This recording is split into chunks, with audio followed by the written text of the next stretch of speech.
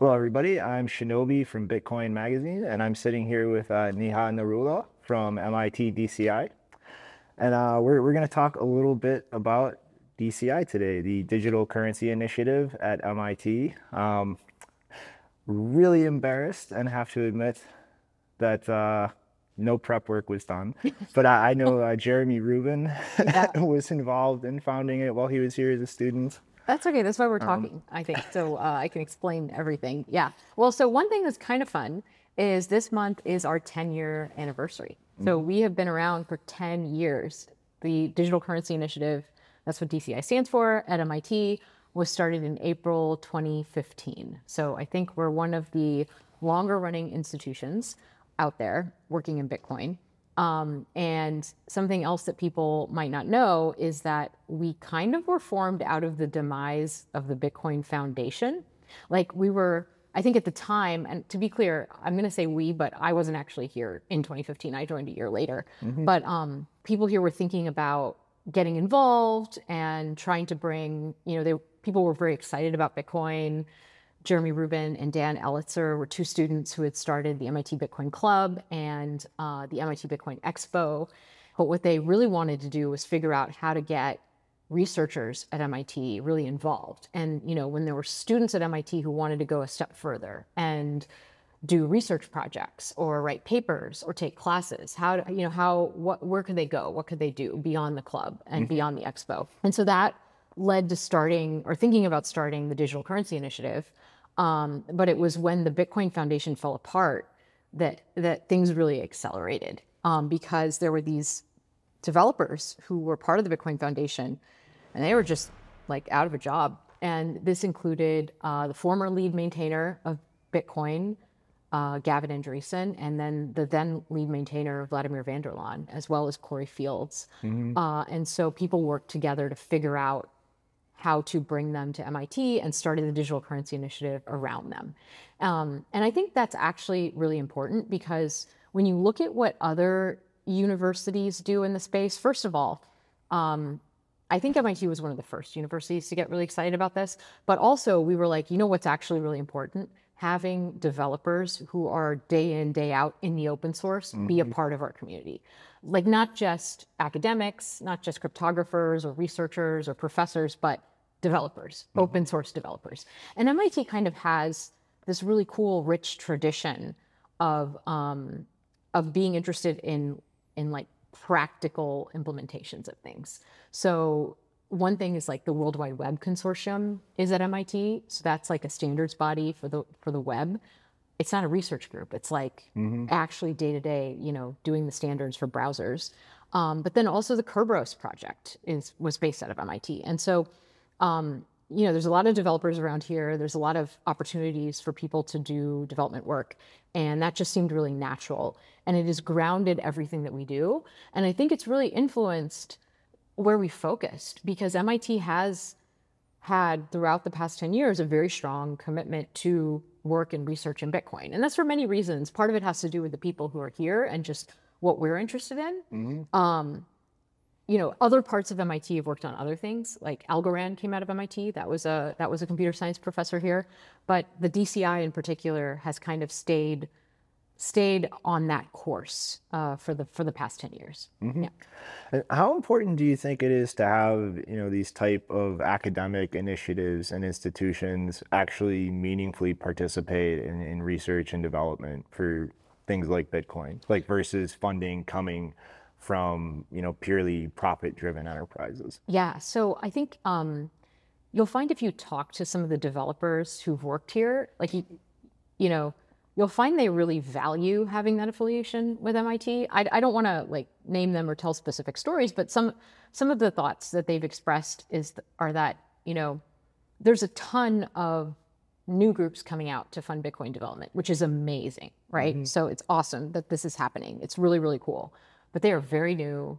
They are untested, and we don't really know how long they're going to be around, and if they're going to work, and all of these things. I hope they all work. I think they're great. MIT has been around for more than 150 years, so you're in a different in a different world there. This institution is going to be around in another 50 or another 100 years.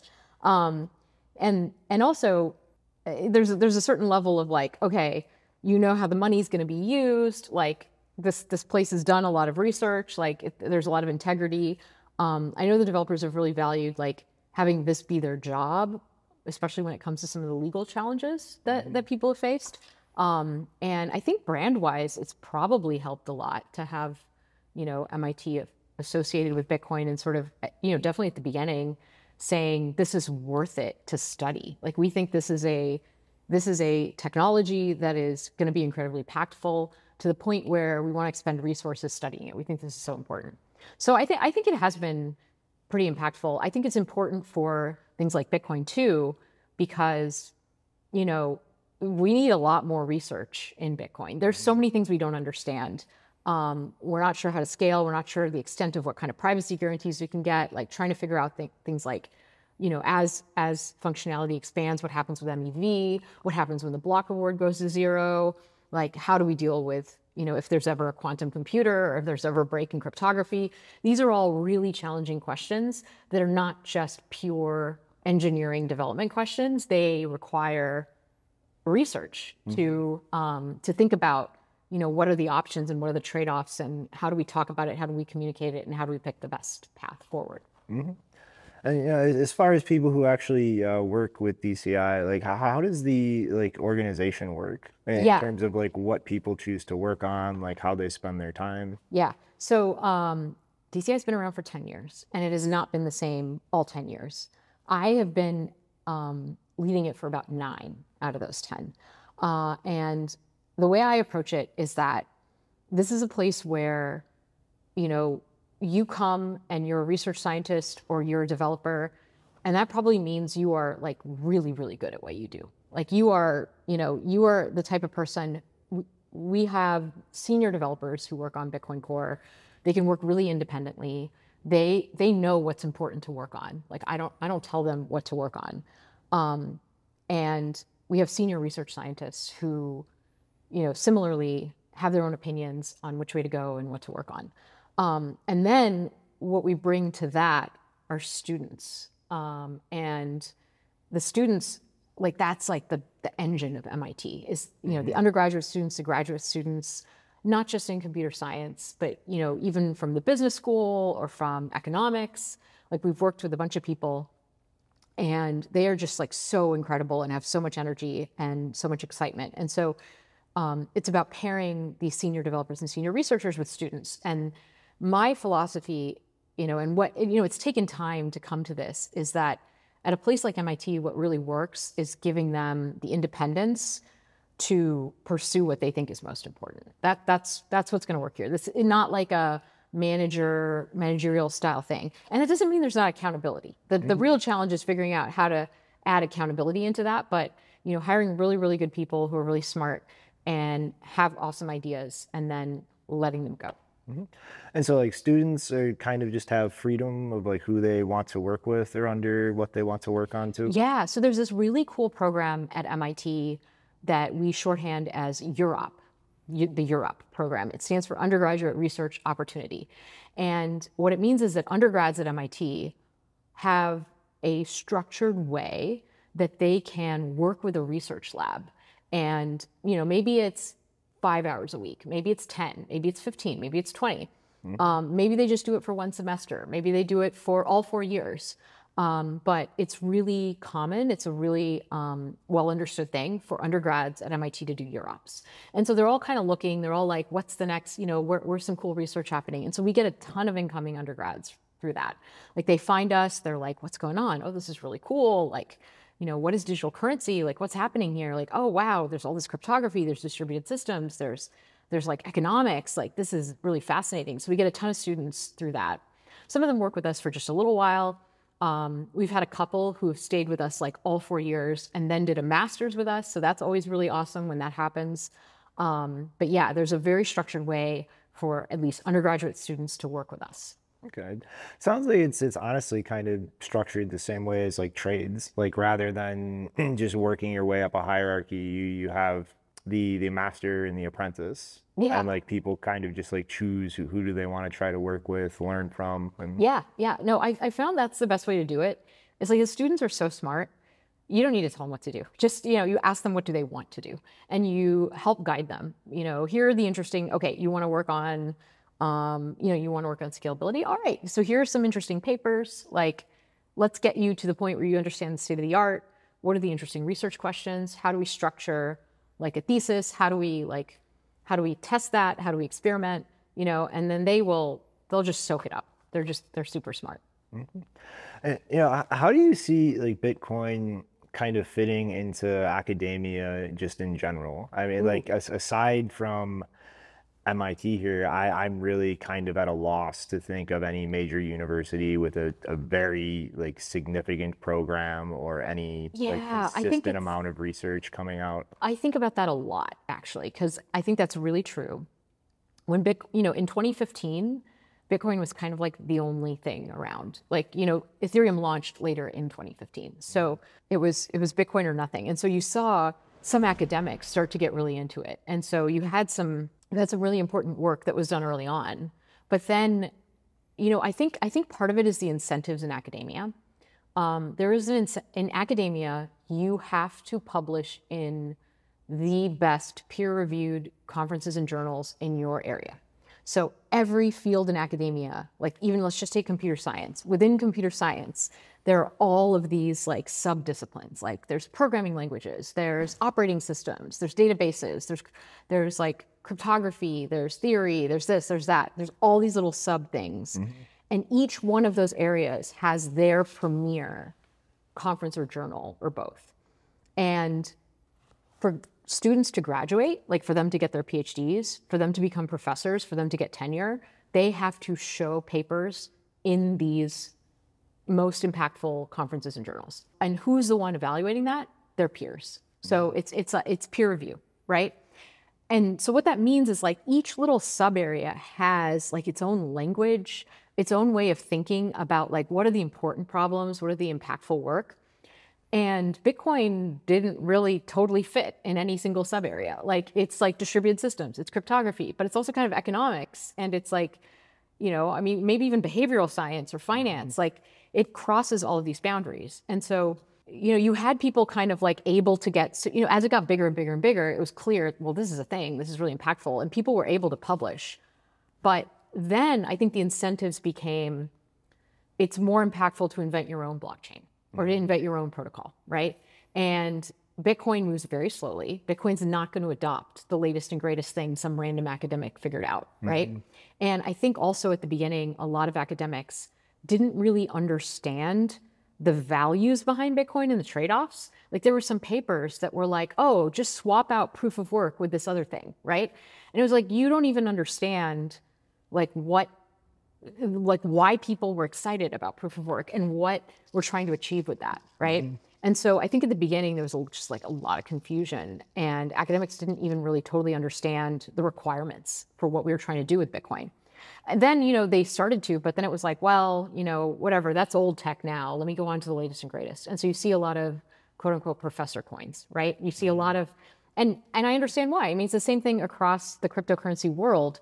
You can get very wealthy doing that sort of thing. So I think the incentives just did not really line up to stay working in that area, unfortunately. And it's really hard. We try to tell the story. We try to talk about why we're still interested in working in Bitcoin. But it is, the incentives are just like a little bit misaligned. Mm-hmm. Yeah, I guess to kind of come at that from the other side, I kind of have like a very narrow example to demonstrate this now. But like thinking in the future to a world where like we actually do see other universities, other research institutes establish things like DCI and the volume of research pickup, like how do you see that actually integrating into that space? And like as an example, like there was almost no like real volume of academic research on Bitcoin until the Lightning Network went live. And then at least I personally noticed like this massive outpouring of graduate students doing research on different aspects of it from all over the place. Yeah, it's true. And, from my kind of mile high view, aside from some of the developers actually working on Lightning implementations, whenever I bring up some of this research, like a lot of it is just completely off people's radar. They're unaware of any of it, and it just kind of gets lost Yeah. in the sea of everything. Yeah, well, we're working on it. So two things I will say to that. So number one, I think we have to make the interesting problems in Bitcoin legible to academics. So one idea that we're kicking around is like just as simple as articulating the list of interesting research questions in Bitcoin. Like, let's just actually write those down. Let's write those down, and so that students who are looking for things to work on, can find this list and can find things to work on. So I think we just have to make it legible. We have to write down. Another thing that I'm really excited about is I think we need to think about where this technology makes the biggest difference. And to me, we're like the really important open questions are around financial inclusion and around the global south and around the developing world. And is this technology going to actually make a meaningful change in those places, right? It's starting to. How far can we go? And so something that I realized, like just in the last year, really, was that, in order to answer this question, we are going to have to work with people in those places. And so something that we've been developing at DCI is this idea of a global research network. So one of the things that is like a superpower of being at MIT is that MIT has like an amazing brand globally. Like people know what it is. It's very well respected. And there's currently still a lot of distrust around Bitcoin globally in a lot of different places. But when we say, hey, we're MIT and we have a course on cryptocurrency that we taught several years ago and then haven't updated since then. But if we say, hey, we're going to update this course, we're going to have this syllabus, and we want to teach it and we want to help you teach it. We're going to open source all the materials. We're going to give them to you. We're going to help you teach this course. Like that's a no-brainer for almost any school out there. They're like, oh, an MIT developed course on this like cutting edge technology. That's awesome. Let's do it. And so that's the first step, is that we work with these universities and we seed a collaboration with this course. Then the next step is we form these relationships with their students and the professors, and we start to jointly develop research projects that are not just things that we could have done here at MIT or we could have done at like, another top tier technical university in the world, but is specifically about work that solves problems that they experience locally. Like we actually like figure out, and this is not easy, okay? Because computer scientists are not financial inclusion experts. They don't understand anything about that. And financial inclusion people are not technical.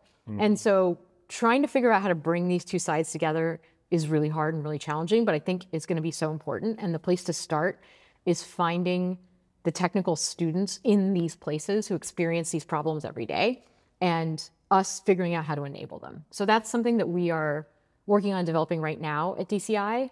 If this goes out on your platform, I want to say, if there are people out there watching this who are from a university where you think that you want to help do this, like please get in touch with us. We're going to write a blog post about it too. But yeah, we are actively looking for collaborations on this. Oh, that's a incredibly thorough answer that makes me very happy. Okay, all right. Well, we haven't done it yet. We still have to do it. But yeah, we're working on it. And in the next 10 years of Bitcoin ahead of us, hopefully, where do you see kind of the internal activity going here? Like what are the most interesting things you think DCI resources are probably going to go into over the next decade? Yeah, so I think that really depends on who is here at DCI, who is doing it. It might be me, it might be someone else in the future. Who knows? Who knows what the students are going to get interested in. Right now, I can tell you what I'm really interested in is what I talked about here at the Bitcoin Expo, which is how do we scale this technology? How do we scale self-custody? How far can we get? And really focusing on end users and solving real user problems. So not ETFs, not treasuries for large companies, not number go up, but like usage. How do we actually solve real user problems? And how do we create, and I think what's going to be so important to do that is that we have to figure out how to make a platform that developers can build on and experiment with to try to solve user problems. So, we got to build more cool stuff for users, I think. That doesn't mean crazy token casinos. That is not what I'm trying to say. But, I do think that we need to think about scalability. We need to think about better privacy. And I think that we also need to make better relationships with the open source freedom, internet freedom tech people who are not working on Bitcoin, but who are working on things like Tor or Signal or encrypted messaging or, VPNs. There's not enough of a bridge there. Mm-hmm. And I think that we have a lot in common, as long as we can get those people to understand that we're not the ones who just want them to shove a token into everything, right? Mm-hmm. Like once they understand that there's different types of people here, with different goals, I think we need to establish relationships. So I think those two things. So I think MIT, we can focus on what are the core questions we need to answer to build scalable, secure, permissionless systems, and then how do we create these bridges with the other parts of freedom tech to, so they understand what we're about and what we're doing. Mm-hmm. All right, well, I guess, first of all, thank you for extending the invite to come here to the Expo. It's been an amazing experience so far. But I guess, do you have any last kind of words or comments you want to leave people with? Yeah, I guess I'll say MIT does not fund us. We raise all our own funding. So, if you're interested in supporting the mission, let us know. We would be happy to have you. If you're an MIT alum or, even if you just want to be part of the community, I think something that a lot of people don't realize is MIT is incredibly open. Like this expo is half organized by people who have no affiliation with MIT whatsoever. They're part of the Bitcoin Club because MIT says, just come, just join, just be a part of it, right? Just if you show up and do the work, that's great, you're here. Very unlike other universities where you have to be a student, you have to be an affiliate, you need to have a card, you can't join the club unless you do that. MIT is not like that. So, if you want to be a part of it, just come, just show up virtually or in person. It's a very open place. You can join the MIT Bitcoin Club too. So, yeah. Mm-hmm. All right, well, thank you for sitting down. All right. Cool. Take Thanks. care, everybody.